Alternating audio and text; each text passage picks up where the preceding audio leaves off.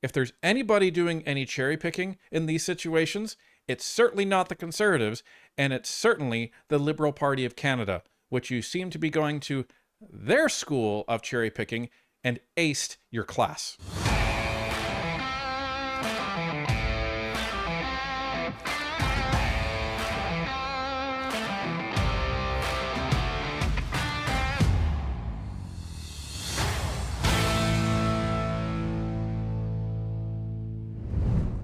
Do you know what happens when Conservatives put a spotlight on the truth in Canada? A Liberal will almost always be there to call them names or twist the facts in order to try to discredit them. That's exactly what one Liberal MP did when she accused the Conservatives of spreading misinformation by cherry-picking committee testimony. So, we decided to take a much closer look at her claims than she probably would have liked. And let me tell you, she will not like what we found. Let's take a look. Ladies and gentlemen, I present to you the Member of Parliament for Milton East, Halton Hills South. This is Christina Derksen, and she used to be a councillor in the town of Milton. She ran for the Ontario Provincial Party in the Ontario 2025 general election and lost, and then she decided she was going to run for the federal election for the same riding in Milton East, Halton Hills South, where she subsequently won the seat. Now, she is a lawyer by trade, and from all accounts, she is a well-respected lawyer. So it's interesting that A, she ran for the Liberals, and B, she's starting to make these claims. Now, let's just take a look at these claims, shall we? So it all starts here on March 2nd at 5:10 p.m. So Ms. Derksen says Conservatives are trying to create division and confusion in committee by misrepresenting testimony and cherry-picking information. That's terrible. This unfortunate line of questioning is part of an ongoing pattern on committees of trying to get sound bites instead of focusing on what Canadians care about. Well, that sounds terrible. Let's look at this video that Ms. Derksen put out. When I questioned Secretary Long, he said he didn't accept the report findings. What do you have to say about your colleague's disregard for the Auditor General's report? You know, with respect to, and I know you referenced the Auditor General report, we accept the report. We accept the Auditor General's findings. We will learn from that. Do you agree and accept the report? Me and Secretary Long went about 4 minutes going back and forth because he was very clever in not answering my question. I hope you don't do the same to me. He did not accept the report. That is on record. Sir, I'm not sure if you were aware of that. We accept the Auditor General report. You know what? Again, the Auditor General's report is one of those ones. We accept the findings. The Auditor General's report. We do accept the report. I accept the reports. I accept the report. I accept the report. I understand you accept the report. We all have to accept the report. My question was on Secretary Long. He said he didn't accept the report. Do you accept the Auditor General's report? Yes or no? And yes, I do accept it.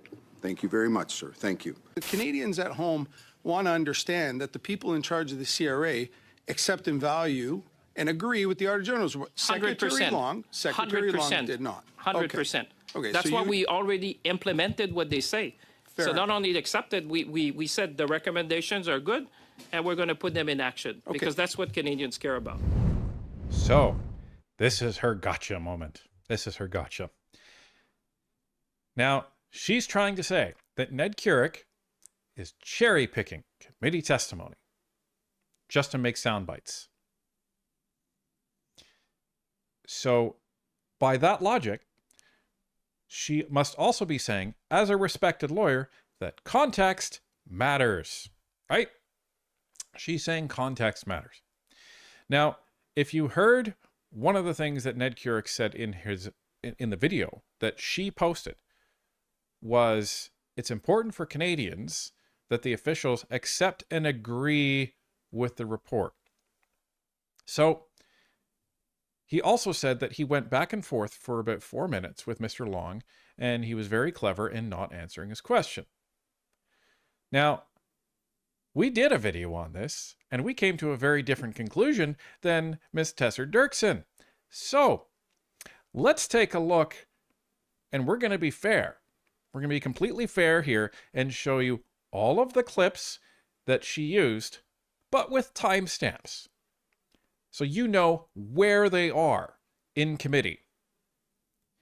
And then we'll show you the expanded context between Mr. Keurig and Mr. Long. Because context matters, right, Christina? You know, with respect to, and I know you referenced the Auditor General report, you know, we accept the report. We accept the Auditor General's findings. We will learn from that. We accept the Auditor General report. You know what? Again, the Auditor General's report is one of those ones. We accept the findings. I accept the reports. I accept the report. I understand you accept the report. We all have to accept the report. My question is very clear, sir. Do you agree with the Auditor General's report referring to the CRA? Nobody wants to receive a report where, you know, you're challenged. I accept the report. Do you accept the Auditor General's report? Yes or no? And I Yes, do. I do accept it. Thank you very much, sir. Thank you. Now, do you agree with the report? No, you just asked me if I accepted it, and I And you accept said yes. it. I agree with you that I accept we it. have now established you accept it, so you don't need to say No, you that's what accepted you the asked report. me. So I thank you. agree with you that I accept it. Do you agree with the Auditor General's report?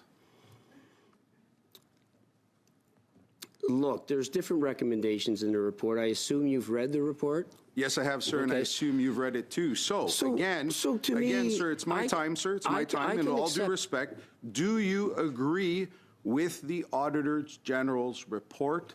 Yes or no? And to please answer the question. I accept the report. Sir, that's not the question I'm asking. And to be quite honest with you now, there's giggling. We're having a good time talking about hockey. This is a really serious question. And I'll tell you why, because I haven't got to the other point, and I'd love to get more time on this. Because as you know, sir, I have people coming into my constit, and they're not happy. And there is a Globe and Mail article that just came out and said that on disability tax credits, the CRA is still behind 3 to 6 months. So enough kidding around. Do you agree with the Auditor General's report? Yes or no, sir? I have a different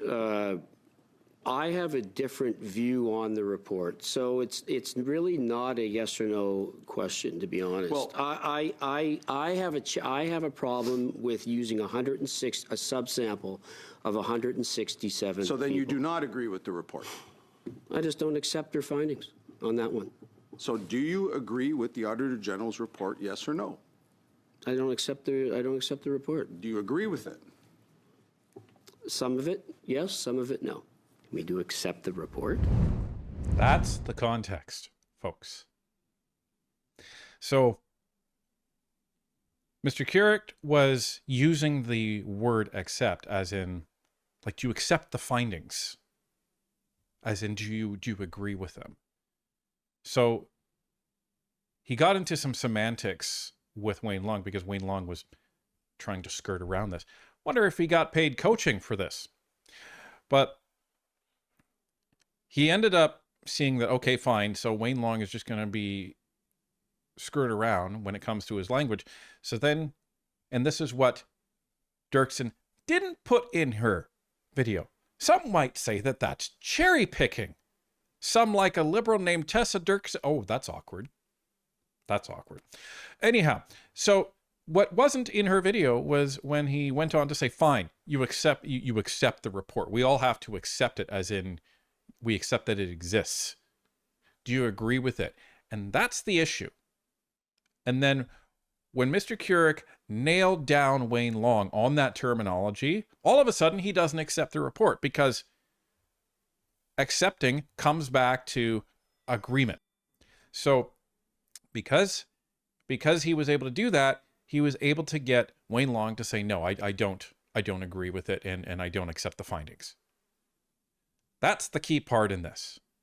So, Christina Derksen, your cherry-picking allegation, you're actually 0 for 1, and you've self-incriminated yourself by trying to point out cherry picking on the Conservatives. So we saw that and we went, I wonder if there's any other examples where she's done the same thing. So this was back in January 17th.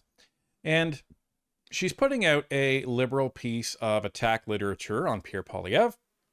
And she says, people from across Canada have been reaching out to me afraid because of misinformation. The Supreme Court has stated that Section 2 of the Charter protects sincere religious beliefs from government action. Pause and ask, who benefits by making you afraid? Facts, not fear.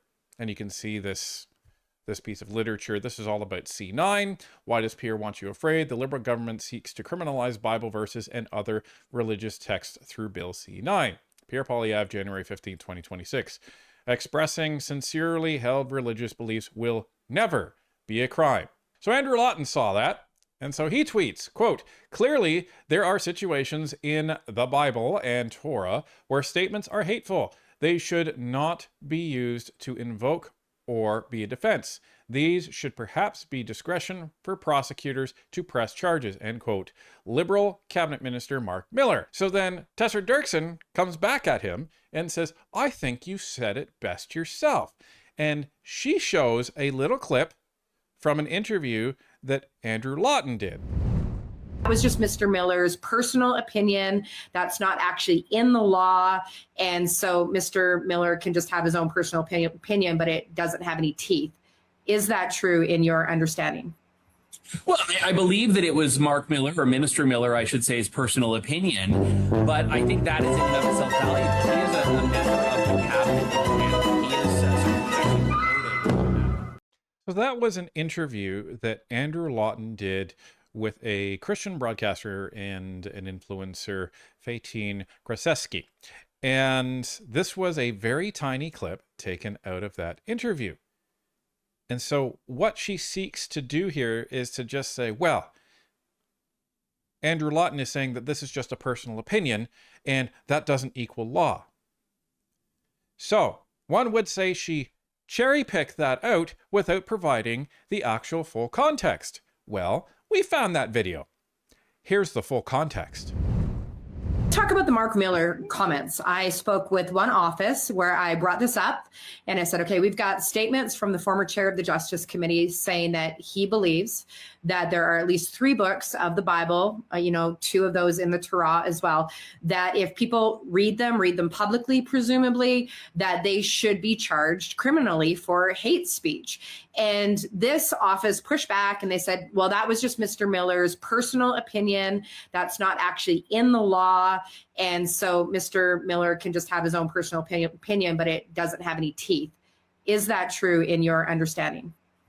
Well, I believe that it was Mark Miller, or Minister Miller, I should say, his personal opinion. But I think that is in and of itself valuable. He is a member of the cabinet in Canada. He is someone who was actually promoted after he made that comment from his previous post. And I think it signals where some Liberal members of Parliament are, including at the high reaches of the government, on matters of faith and on religious expression. And at the very least, it shows that there is a divergence in personal opinion on this. So how are Canadians supposed to trust that someone who is adjudicating a complaint against a minister who quotes that is going to have one view that may or may not align with Mark Miller? So I think it brings us back to the core point here, which is how much ambiguity and gray area we've put into this, where he can make the claim that there's no way you could be quoting in good faith any of these verses of scripture that he's designated as being, as he says, inherently hateful. So that in and of itself proves that these things mean different things to different people. That's the full context, folks.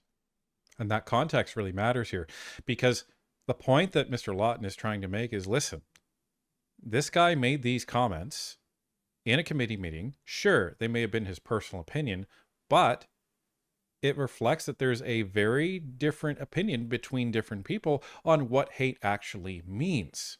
Some people may say, well, that's not hateful. And some people may say, well, that is hateful. And this is the issue. But before we go any further, let's take a look at exactly what Mark Miller said, in case you haven't seen it by now. I'll just use the chair's prerogative for 2 seconds to ask a follow-up question to Mr. Ross. And as despicable and as unlawful, I believe the statements made by Mr. Shakawi were and would be if they were stated again. We don't know why the prosecution chose not to continue with the charges. And perhaps it is to Mr. Fortin's point. I just want to dig in a bit about the concept of good faith, Mr. Ross. In Leviticus, Deuteronomy, Romans, there's other passages, there is clear hatred towards, for example, homosexuals. I don't understand how the concept of good faith could be invoked if someone were literally invoking a passage from, in this case, the Bible, but there are other religious texts that say the same thing, and somehow say that this is good faith. I mean, clearly there are situations in these texts where these statements are hateful. They should not be used to invoke or be a defense, and there should perhaps be discretion for prosecutors to press charges. That's what he said. Now, the chair doesn't typically intervene, and the chair doesn't typically make statements and proclamations like that. They're allowed. They have prerogatives, so he is right, and we've seen the Conservatives do that as well. But when you come out during the Justice Committee as the Justice Chair, and then you say that, and then you get promoted to the Cabinet, and then after that, we had that debacle where the Bloc introduced an amendment to try to do exactly what Mark Miller's saying. Yeah, people are going to get concerned.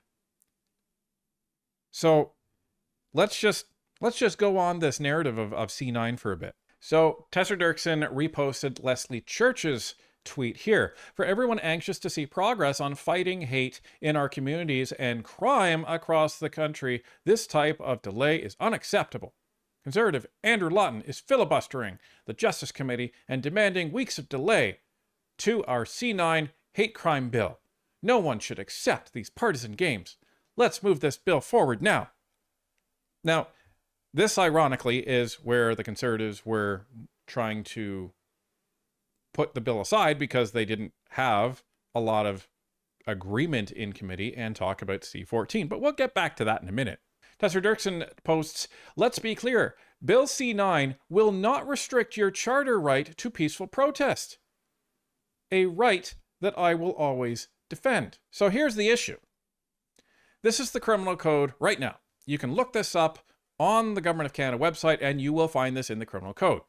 So, it says, willful promotion of hatred. Everyone who, by communicating statements other than in private conversation, willfully promotes hatred against any identifiable group is guilty of A, an indictable offense and is liable to imprisonment for a term not exceeding 2 years or an offense punishable on summary conviction. So the issue that the Conservatives are arguing is because of this C9 bill is that if you go and protest against a group, any group, and somebody decides that that's hateful and you're perpetuating hate speech, then you could be charged. Well, here's the issue. Christina Derksen is saying, well, no, that's absolutely not true. Really? Well, let's bring it back to C9 and the religious context, because this is the amendment that the Bloc introduced and the Liberals voted with them on to accept the amendment. So right now, this amendment is attached to the bill to go back to the House to be voted on by the entire House. So this is what's in the criminal code. These are the defenses to that legislation I showed you earlier. And one of the defenses is, so no person shall be convicted of an offense under subsection 2. B, if in good faith the person expressed or attempted to establish by an argument an opinion on a religious subject or an opinion based on a belief in a religious text. The amendment would remove that religious defense. Right? So, if you have a bunch of religious people and they are protesting an issue, maybe it's against a certain group, and that group has decided that's hateful speech, well, this religious defense is gone. And yeah, you could potentially be arrested. That's the problem. So, Tessa Derksen trying to cherry pick that bit out of Andrew Lawton's video, and she's trying to cherry pick specific pieces of law around the country, trying to say, well, because it says so here, it's not in the law. It's not in the law. No kidding, Tessa Derksen. That's the problem. It's not in law yet. And the concern that is being brought up, and this is why you've received so much fear and emails into your constituency office, is because that's what your party is trying to do. Maybe if you'd actually paid attention to the over 24 hours of meetings about C9 so far in the Justice Committee, maybe you would have actually seen that. Tessa Derksen then says, people are worried about public safety. They want action, not more unnecessary delays, and they expect Parliament to do its job. Bill C-14 is an important step forward, strengthening public safety. And she goes on and on and on, and goes on to say that, listen, the Conservatives are delaying this, and people are afraid, they're unsafe. We need to get C-14 moving. Recently, I held a town hall in my riding to discuss our government's proposed legislation on public safety, including Bill C-14. This discussion was frank, emotional, and deeply personal. What was clear is that my constituents want action. They are concerned about public safety, they expect results, and they expect Parliament to do its job. Many residents asked why progress has stalled and why bills remain tied up in committee. They are frustrated, and they are right to be. Our government is responding to real concerns raised by communities, victims, and law enforcement. The delays are occurring in committee where an opposition party has chosen obstruction over collaboration. Prolonged procedural delays and filibustering do not make communities safer. They do not help victims. They do not reflect the urgency that Canadians are demanding. Canadians are asking us to work together and to deliver results. Bill C-14 is one important step towards strengthening public safety, and it deserves to move forward. What Tessa Derksen is trying to do here, like the Liberals have been trying to do, is she's trying to say, because the Conservatives won't shut up, sit down, and not do their job on Bill C-9, right? Because they're criticizing C-9, and they want people to come in, they want to speak against it, they want to produce amendments to it to stop this terrible amendment from actually moving forward. They're saying, well, because we can't get through C9, we can't get to C14. Given the impasse that we are at with respect to C9 and the block proposed amendment, I have a proposal. And that proposal is to seek unanimous consent from every member at this committee. I'll read out the consent motion that I wish to adopt. That to improve public safety in our communities and to protect Canadians from repeat and violent offenders, the committee A, immediately prioritize the consideration of Bill C-14, the Bail and Sentencing Reform Act, and work together to report the bill to the House at the earliest opportunity. Pause consideration of Bill C-9 to make room on the agenda for Bill C-14. With every day that we do not, as a Justice Committee, deal with Bill C-14, more murders are going to happen in our community, more sexual assaults, more extortions, more car theft.